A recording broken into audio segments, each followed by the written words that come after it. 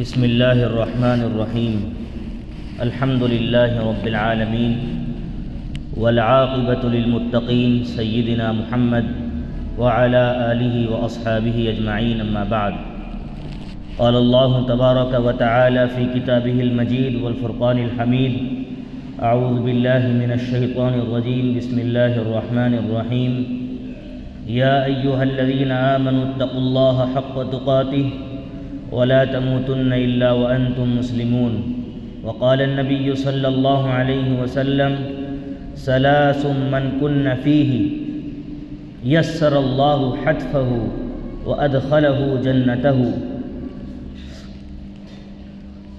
رفيق بالضعف وشفقة على الوالدين وإحسان إلى المملوك او کما قال صلی اللہ علیہ وسلم۔ آپ حضرات ادھر آ جائیں، سامنے آپ بھی قریب آ جائیں ادھر۔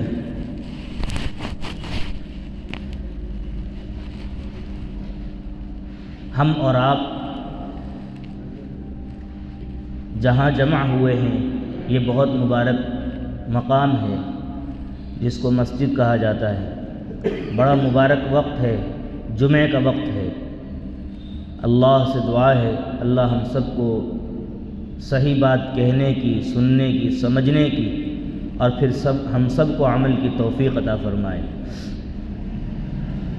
آج ساری دنیا جس کو دیکھو مال کمانے کے پیچھے سارے انسان لگے ہوئے ہیں، صبح سے شام تک اور شام سے صبح تک ہر انسان کی توجہ صرف اس چیز میں صرف ہو رہی ہے کہ کس طریقے سے مال آئے، پیسہ ہو چاہے جیسا ہو، اس سے کوئی سروکار نہیں کہ وہ حلال ہے یا حرام ہے۔ گزشتہ جمعے بھی میں نے عرض کیا کہ لوگ اس طرح کی مارکیٹنگ کی شکلیں جو جائز ہی نہیں ہیں، لوگ نہ جانے اپنے مال کو کس کس طریقے سے اس میں خرچ کر رہے ہیں، انویسٹ کر رہے ہیں، شارٹ کٹ راستہ اپنانا چاہتے ہیں، جبکہ دنیا میں کوئی شارٹ کٹ نہیں ہے۔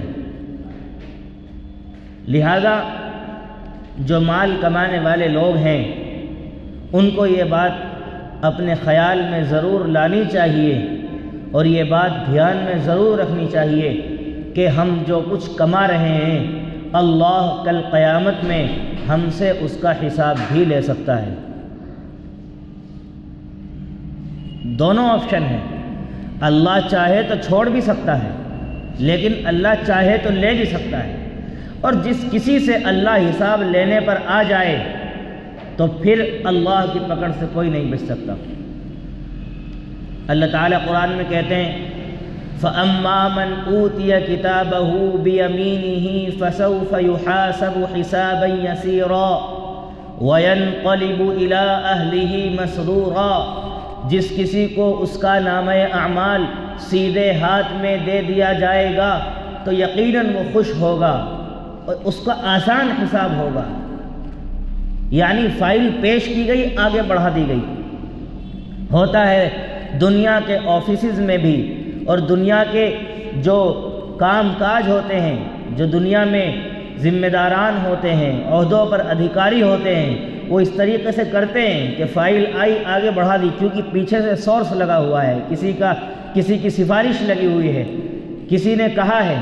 تو اللہ کے یہاں بھی ایسا ہی ہوگا۔ بطور مثال میں عرض کر رہا ہوں کہ نامہ اعمال آیا، آگے بڑھا دیا گیا، حساب نہیں لیا گیا، یہ آسان حساب ہے۔ لیکن اللہ اگر ایک گلاس پانی کے حساب لینے پر آ جائے تو ہم نہیں دے سکتے۔ ایک واقعہ مجھے یہاں یاد آیا جس نے میرے دل کو جھنجھوڑ کر رکھ دیا، میں چاہتا ہوں کہ آپ کے سامنے اس کو نقل کروں۔ ایک بادشاہ تھا، اس نے اپنی ایک قبرستان میں تیار کرائی اور اس نے یہ اعلان کرایا جو کوئی بھی میری سلطنت کا آدمی، میری رعایا کا آدمی، میرے ماتحتوں میں سے کوئی بھی قبرستان میں میری اس قبر میں ایک رات گزارے گا، تنہائی میں، رات کی تاریکی میں، جب بالکل اندھیرا چھا جاتا ہے تو میں اپنی آدھی سلطنت اس کے نام کر دوں گا۔ کیا کہا جو شخص بھی اس قبرستان میں میری قبر میں رات کو اندھیرے میں ایک رات گزارے گا، میں اپنی آدھی سلطنت اس کے نام کر دوں گا۔ ہفتوں گزر گئے، کوئی شخص تیار نہیں تھا کہ اس میں رات گزارے۔ آخر کار ایک غریب آدمی جس کے پاس صرف ایک گدھا تھا، وہ تیار ہو گیا یوں سمجھ کر کہ تیرے پاس تو کوئی مال و دولت نہیں ہے، آگے پیچھے کوئی نہیں ہے، ایک گدھا ہے، اگر تو وہاں مر گیا تو تیرا کوئی اتنا بڑا نقصان نہیں ہوگا، اور اگر تو نے رات گزار دی تو آدھی سلطنت کا تو مالک ہو جائے گا۔ یہ بات سوچ سمجھ کر وہ قبر میں لیٹنے کے لیے تیار ہو گیا اور وہ قبر میں چلا گیا۔ قبرستان کے باہر پولیس والے، یعنی آج کے مثال کے طور پر عرض کر رہا ہوں، یعنی جو ذمہ دار تھے، سلطنت کے سپاہی تھے، وہ سب جو ہے متعین ہو کر کھڑے ہو گئے کہ یہ صبح کو نکلے اور ہم اس کو بادشاہ کے دربار میں پیش کریں۔ لیکن جیسے ہی صبح ہوتی ہے وہ قبر سے نکل کر جنگلوں کی طرف بھاگتا ہے۔ یہ پولیس والے بھی اس کے پیچھے دوڑ رہے ہیں اور اس کو کہتے ہیں رک جا رک جا، وہ کہتا ہے مجھے نہیں چاہیے مجھے نہیں چاہیے۔ یہ اس کے پیچھے دوڑ رہے ہیں، وہ کہتا ہے مجھے نہیں چاہیے، یہ دوڑ رہے ہیں، وہ کہتا ہے مجھے نہیں چاہیے۔ آخر کار کسی طریقے سے اس کو پکڑا اور پکڑ کر بادشاہ کے دربار میں اس کو لا کر کھڑا کیا اور پیش کیا۔ بادشاہ نے اس سے سوال کیا کہ بتا تو یہ کیوں کہہ رہا تھا مجھے نہیں چاہیے مجھے نہیں چاہیے؟ اس نے کہا جب میں قبر میں لیٹا میرے پاس 2 فرشتے آئے اور آ کر کے کہنے لگے بتا تیرے پاس کیا ہے؟ اس نے کہا میرے پاس تو صرف ایک گدھا ہے۔ کہا حساب دے اس کا حساب دے، مجھے پتا ہے تو نے اس کو کب کب بھوکا رکھا ہے، کب کب تو نے اس کی طاقت سے زیادہ اس سے کام لیا ہے۔ گدھے میں جتنی بوجھ اٹھانے کی طاقت ہے تو نے اس کی طاقت سے زیادہ بھی کام لیا ہے، اور کبھی کبھی تو نے اس کو بھوکا بھی رکھا ہے اور بھی تو نے اس پر ظلم کیے ہیں۔ کہنے لگا میری تو پوری رات گدھے کا حساب دینے میں گزر گئی اور پوری رات ڈنڈے کھاتا رہا، اس لیے مجھے یہ سلطنت نہیں چاہیے۔ میرے بزرگوں، میرے دوستوں، یہ خیال اگر ہمارے ذہنوں میں پیوست ہو جائے جو مال ہم کما رہے ہیں اللہ کے یہاں ہمیں اس کا حساب بھی دینا پڑ سکتا ہے، تو یقیناً پھر ہم اس میں احتیاط ضرور کریں گے۔ آج ہمارے جو حالات ہیں کہ مالدار شخص اپنے آپ کو نہ جانے کیا تصور کرتا ہے، غریب آدمی کا سلام لینا بھی پسند نہیں کرتا۔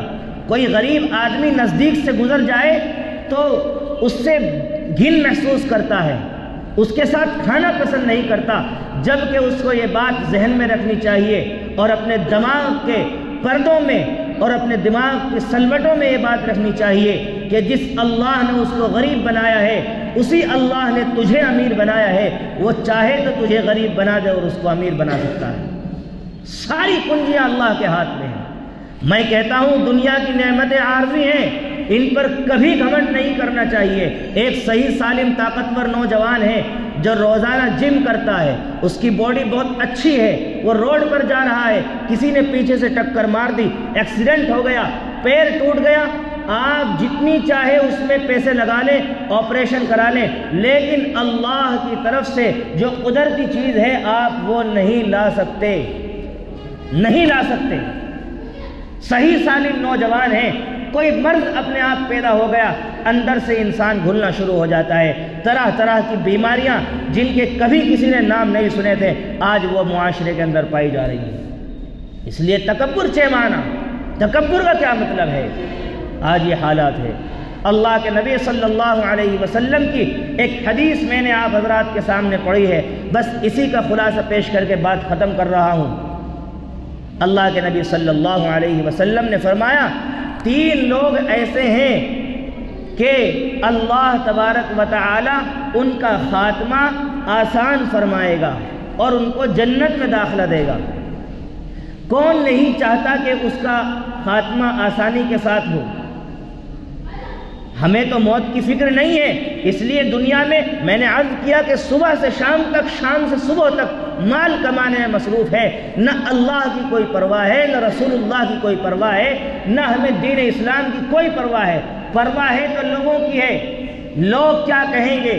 میں نے شادی میں اگر اتنے پیسے نہیں لگائے تو لوگ کیا کہیں گے؟ ایک دفعہ اگر اللہ کی پرواہ کی ہوتی تو یہ رسومات نہ ہوتی۔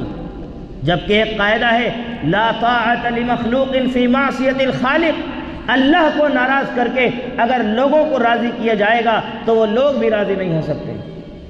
اللہ کو ناراض کر کے اگر لوگوں کو راضی کیا جائے گا تو وہ لوگ بھی راضی نہیں ہو سکتے، کیونکہ سب لوگوں کے دل رحمان کی دو انگلیوں کے درمیان ہے، وہ جب چاہتا ہے جدھر چاہتا ہے پلٹ سکتا ہے۔ آپ اللہ کو راضی کیجئے، اللہ سب کو راضی کر دے گا، اور اللہ ناراض ہے تو سب ناراض ہو جائیں گے۔ یہ بات ہم کیوں نہیں سوچتے؟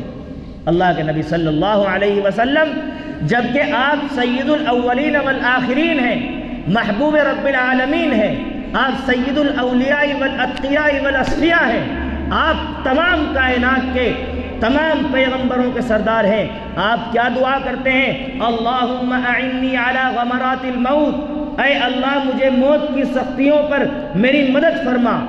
اللہم اعنی علی سکرات الموت، موت کی سختیوں کو آسان فرما۔ یہ کیا ضرورت پڑ گئی آپ کو یہ دعا کرنے کی؟ چونکہ معلوم ہے جب روح نکلتی ہے تو بہت خطرناک طریقے سے وہ انسان کے جسم سے نکلتی ہے۔ بعض دفعہ اس طرح کی موت ہوتی ہے کہ انسان کے پرخچے اڑ جاتے ہیں، گھر والے اس کو پہچاننے سے انکار کر دیتے ہیں، اس کے جسم کے چیتھڑے ہو جاتے ہیں، گھر والے نہیں پہچان پاتے کہ یہ میرا ہی بچہ ہے۔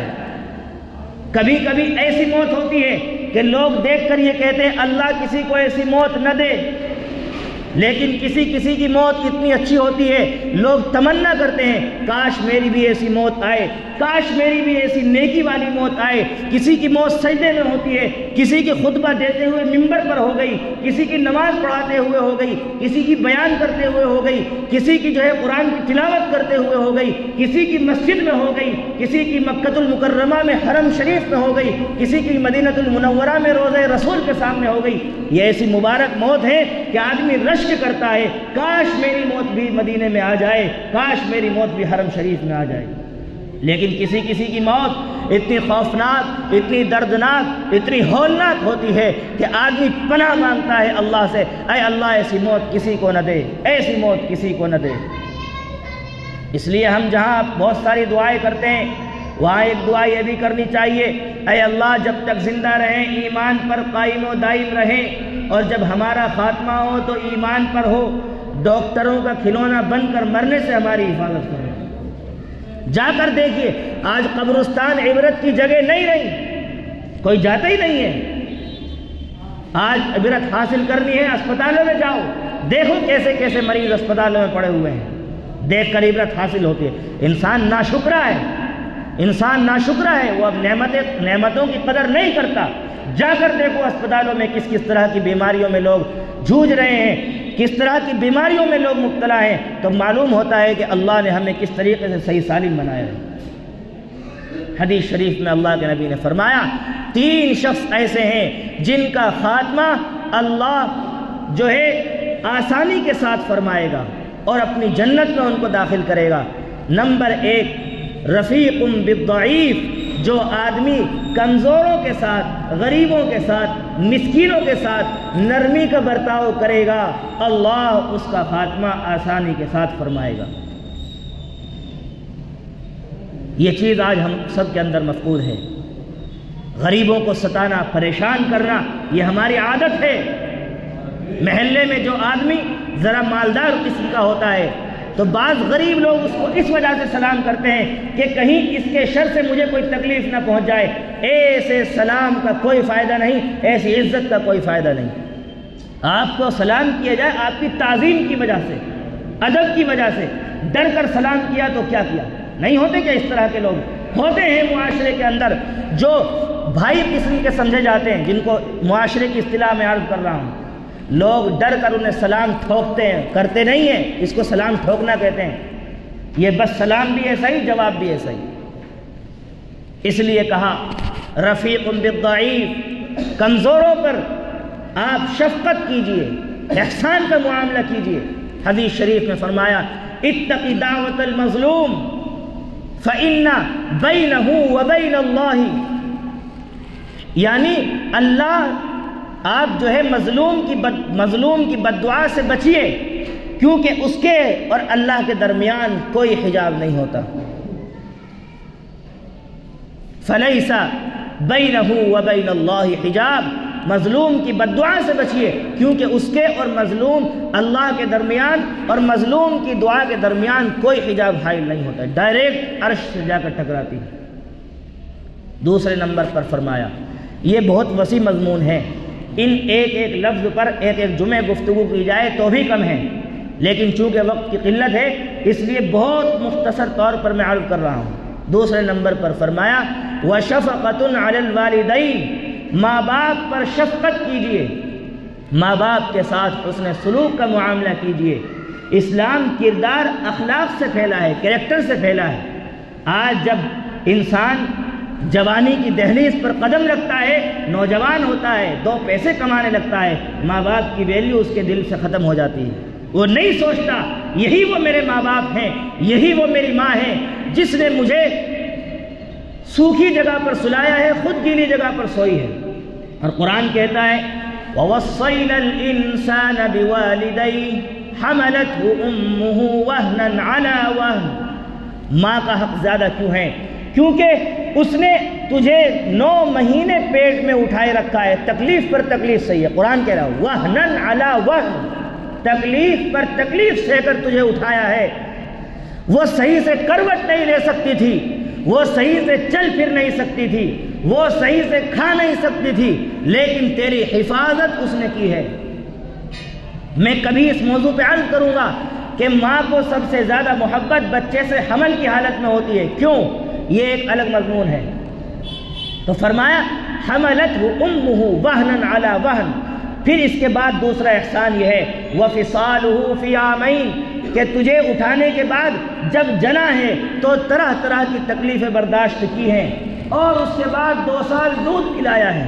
دودھ پلانا کوئی کھیل تماشا نہیں ہے، کھیل تماشا نہیں ہے، ہر چیز کا خیال رکھنا پڑتا ہے ماں کو۔ میں کیسی چیز کھاؤں گی اس کا اثر بچے کی ذات پر کیسا پڑے گا۔ اللہ اکبر، کتنی قربانیاں ماں دیتی ہے، باپ دیتا ہے۔ عام طور سے یہ ہوتا ہے کہ ممبروں سے جلسوں میں ماں کے فضائل پر حقوق پر تو گفتگو ہوتی ہے، باپ کے فضائل پر کوئی گفتگو نہیں کرتا، جبکہ کسی شاعر نے کہا ہے کہ میرا باپ کم نہ تھا ماں سے، یہ ایک الگ عنوان ہے۔ میں کیا عرض کروں مختصر وقت میں کہ جتنے حق ماں کے ہیں باپ کے بھی حق ہیں، اس کے ایسا نہیں ہے کہ وہ بالکل فراموش کیا ہے۔ وہ کسی نے کہا ہے میرا باپ کم نہ تھا ماں سے، یہ عنوان ہے۔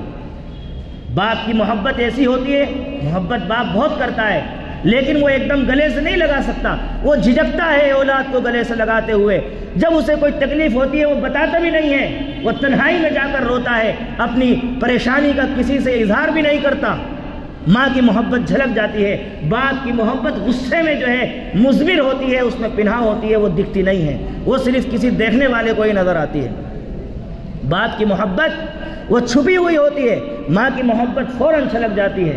اس لیے قرآن کہتا ہے وَوَصَّيْنَا الْإِنسَانَ بِوَالِدَيْهِ حَمَلَتْهُ أُمُّهُ وَهْنًا عَلَى وَهْنٍ وَفِصَالُهُ فِي عَامَيْنِ، یہ ماں باپ کے حقوق ہیں۔ فرمایا جو آدمی چاہتا ہے کہ اس کا خاتمہ آسانی کے ساتھ ہو اور اللہ اپنی جنت میں اس کو داخل کرے تو ماں باپ کے ساتھ شفقت کا معاملہ کرے۔ اور تیسرے نمبر پر فرمایا وَإِحْسَانٌ إِلَى الْمَمْلُوكِ، جو لوگ آپ کے ماتحت ہیں، جو لوگ آپ کی ملازمت میں کام کرتے ہیں، جن کے سر پر آپ کو اللہ نے نگراں بنایا ہے، ذمہ دار بنایا ہے، ان کے ساتھ احسان کا معاملہ کیجئے۔ آج ہوتا کیا ہے، کوئی گھر بنوایا، کوئی مستری مزدور آیا، اس سے بات ہو گئی کہ 25,000 روپے آپ کی متعینہ رقم ہے۔ جب مکمل تعمیر ہو گئی، اب جب وہ پیسے لینے آتا ہے تو مالک اس کو کہتا ہے اس میں یہ کمی ہے، یہ کمی ہے، یہ کمی ممکن ہے کہ ہو، کہتا ہے کہ میں تیرے 5,000 روپے کاٹوں گا، 20,000 دوں گا۔ یہ ظلم ہے، آپ نے جتنی رقم متعین کی تھی اتنی دیجئے، ہاں کمی بتائیے، ہو سکتا ہے کہ اس حسن سلوک کی وجہ سے وہ کر دے، اور اگر یہ بھی نہ کرے، ہم کہتے ہیں کہ وہ ہمیں بیوقوف بنا کر چلا گیا، ہمیں تو اس نے کاٹ دیا، چونا لگا دیا، نہیں، وہ خود بیوقوف بنا ہے، اللہ کے یہاں حساب دینا پڑے گا اس کو بھی اگر اس نے کچھ غلطی کی ہے۔ لیکن یہ کرنا کہ آپ نے متعین کی رقم متعین کرنے کے بعد آپ کم دے رہے ہیں، یہ آپ اس کے ساتھ ظلم کر رہے ہیں۔ اس کی شریعت اسلام بالکل اجازت نہیں دیتی کہ ہم کسی سے متعین کریں اور پھر آخر وقت میں آ کر ہم اس کے ساتھ ظلم کریں۔ ایسا ہوتا ہے، کتنے معاملات سننے میں آتے ہیں کہ مزدور کے ساتھ بدتمیزی کی، مار پیٹ کر بھگا دیا اور اس کے پیسے بھی رکھ لیے۔ کتنے معاملات اس طریقے سے سننے میں آتے ہیں۔ یہ ظلم ہے، یہ چھوٹی چھوٹی چیزیں ایسی ہیں جو انسان کو تباہ و برباد کر کے رکھ دیتی ہیں۔ جو انسان چاہتا ہے اللہ اس کی دنیا بھی سنوار دے، آخرت بھی سنوار دے، تو یہ تین صفت اس کو اپنے اندر پیدا کرنی ہوگی۔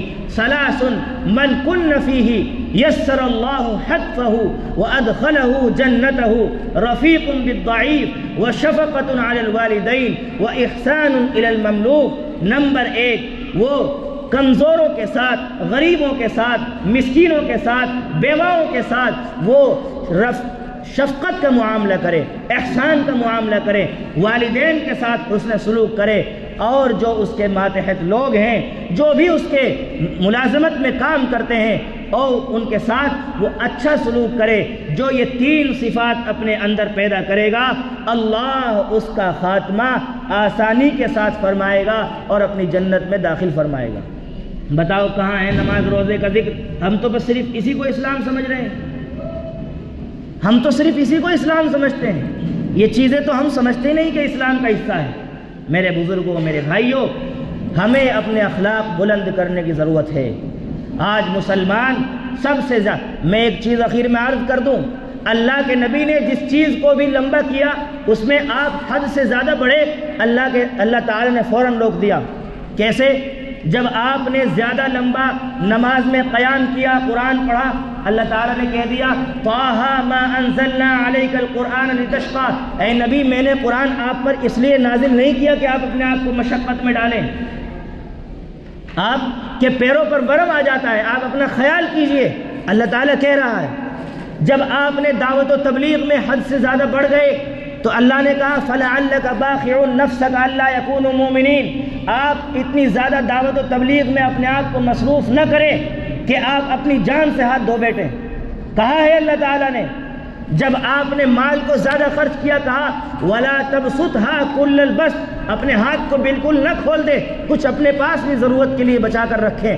لیکن جب آئی ہے بات اخلاق کی، جب آئی ہے بات کردار کی، جب آئی ہے بات کریکٹر کی، تو پھر اللہ تعالیٰ کہتا ہے نون والقلم وما یسطرون ما انت بنعمت ربک بمجنون وان لک لاجرا غیر ممنون وانک لعلی خلق عظیم۔ اے نبی میں اس میں منع نہیں کروں گا، وانک لعلی خلق عظیم، آپ تو اخلاق کے بلند مرتبے پر فائز ہیں۔